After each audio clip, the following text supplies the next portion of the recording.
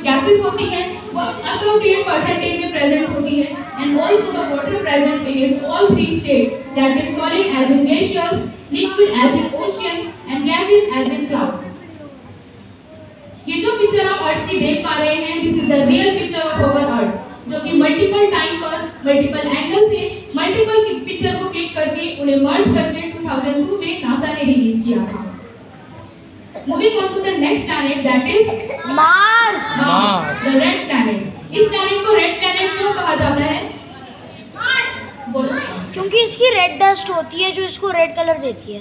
Because क्योंकि इसकी जो सॉइल है उसमें आयरन ऑक्साइड काफी ह्यूज अमाउंट में प्रेजेंट होता है, जो कि इसको रेड कलर प्रोवाइड करता है। जैसे आयरन की अगर मॉइस्चर के कांटेक्ट में आने से उसका ऑक्सीडेशन हो जाता है एंड इसके ऊपर आयरन ऑक्साइड की कोटिंग आ जाती है, जिसको रस्टिंग यानी जंग कहा जाता है।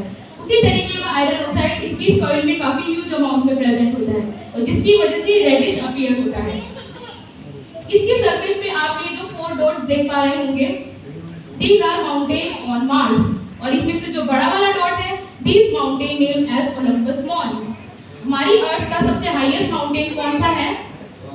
Mount Everest. Mount Everest. इस ओलंपस मॉन्स की हाइट माउंट एवरेस्ट के भी 3 गुना ऊंची है।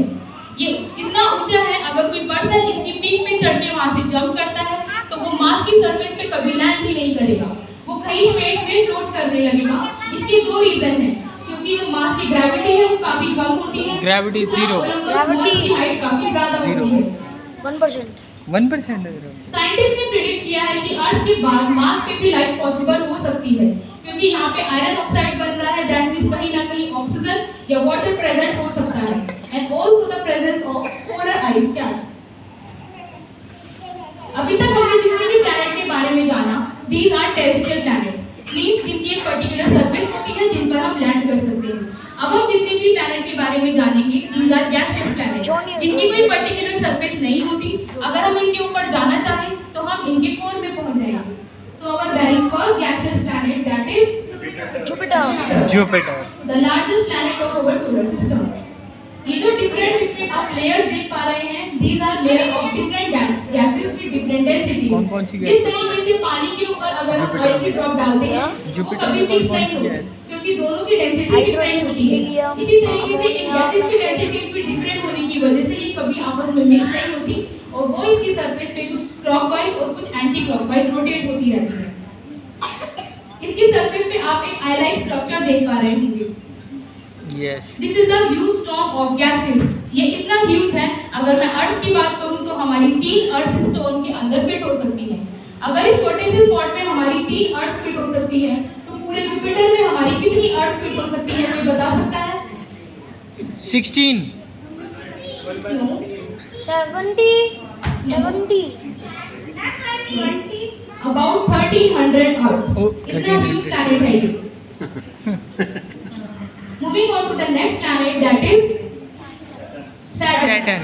ये अपनी रिंग के बिना आपको बड़ा अनफैमिलियर सा लग रहा होगा, क्योंकि ring is not the part of Saturn, it is the pieces of rock, comet, asteroid and shattered moon, जो कि सैटर्न की सरफेस पे आने से पहले ही सैटर्न की ग्रेविटी की वजह से पीसेस में ब्रेक हो जाते हैं और एक तरीके का पैटर्न तैयार करते हैं, जो कि रिंग की तरह अपीयर होता है। Saturn is the second largest planet of our solar system. इसकी एक खास बात है कि अगर हम एक हाइपोथेटिकल सिचुएशन लेके चलें, जिसमें हमारे पास एक बड़ा सा पूल हो और हम सैटर्न को उसमें डुबाने की कोशिश करें, तो सैटर्न उसमें डूबेगा नहीं, वो उसकी सरफेस पे फ्लोट करने लगेगा लाइक अ बलून, क्योंकि इसकी डेंसिटी पानी की डेंसिटी से भी कम होती है। Moving on to the last 2 planet of our solar system, that is Uranus, Neptune. These 2 planets are known as blue planets due to the presence of methane. Methane के काफी ह्यूज अमाउंट में इनके ऊपर प्रेजेंट होने की वजह से ये ब्लू कलर के अपीयर होते हैं, इसीलिए इनको ब्लू प्लैनेट कहा जाता है। यूरेनस के ऊपर एक गैस होती है हाइड्रोजन सल्फाइड, इसकी वजह से it's think like a rotten egg, यानी हाइड्रोजन सल्फाइड के प्रेजेंस होने की वजह से ये सड़े हुए अंडे जैसा स्मेल करता है। इसकी एक इंटरेस्टिंग फैक्ट है, जैसे कि बाकी के अदर 7 प्लैनेट लट्टू की तरह अपने एक्सिस पे घूमते हुए सन के चारों ओर चक्कर लगाते हैं, क्योंकि यूरेनस के एक्सिस पे 98 डिग्री का टिल्ट होता है, जिसकी वजह से ये लट्टू की तरह घूमते हुए, बेलन की तरह घूमते हुए सन के चारों ओर चक्कर लगाता है। स्क्रीन पे आ चुके हैं, that is Neptune. Being the farthest planet to the sun, जो सन की हीट है और लाइट है वो प्रॉपर अमाउंट में इसकी सरफेस तक नहीं पहुंच पाती, जिसकी वजह से इसका एनवायरनमेंट काफी ठंडा रहता है। इसके ऊपर चलने वाली हवाएं काफी तेज रफ्तार से, that is about 2000 kilometre per hour की स्पीड से चलती है। इसकी सरफेस में आप ये जो व्हाइट पैटर्न देख पा रहे हैं, दीज आर क्लाउड्स, जिनको स्कूटर कहा जाता है। अब मैं वापस से आपको अर्थ के पास लेके आना चाहूंगी। What is this? The earth natural satellite. और भी कई सारे प्लैनेट हैं जिनकी अपनी नेचुरल सैटेलाइट होती है। अर्थ की नेचुरल सैटेलाइट का एक साइंटिफिक नेम भी होता है। क्या आप बता सकते हैं क्या है वो नेम? चंदा मामा? नहीं, इसका साइंटिफिक नेम है लूना। इसको लूना के नाम से भी जाना जाता है। लूना दा याद आ Can you name a planet which has large number of moons? Jupiter. It's Saturn with 82 moons. इसकी सरफेस पे आप ये जो ब्लैक स्पॉट देख पा रहे हैं, these are craters, जो कि किसी मेट्रॉइड या किसी एस्टेरॉइड के सरफेस पर टकराने की वजह से फॉर्म होते हैं। मून की अपनी कोई खुद की लाइट नहीं होती, it reflect the light coming from the sun. The next slide is of phases of moon. हर 28 days में मून अपने अलग अलग phases चेंज करता है, from new moon to crescent to full moon.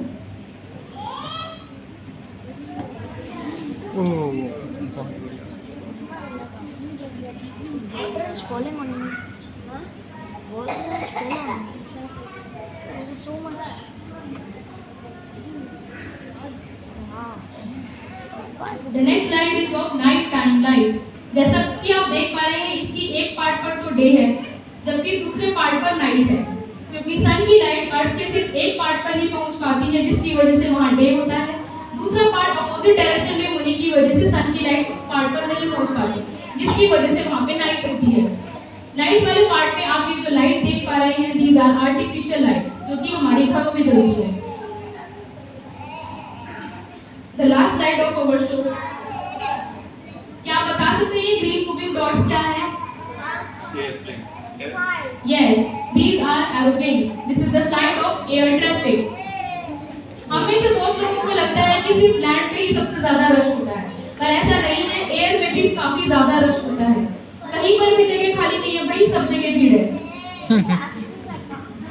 हर जगह ट्रैफिक है। That's it of the show. Hope you like the show. Thank you very much. Have a nice day. Thank you.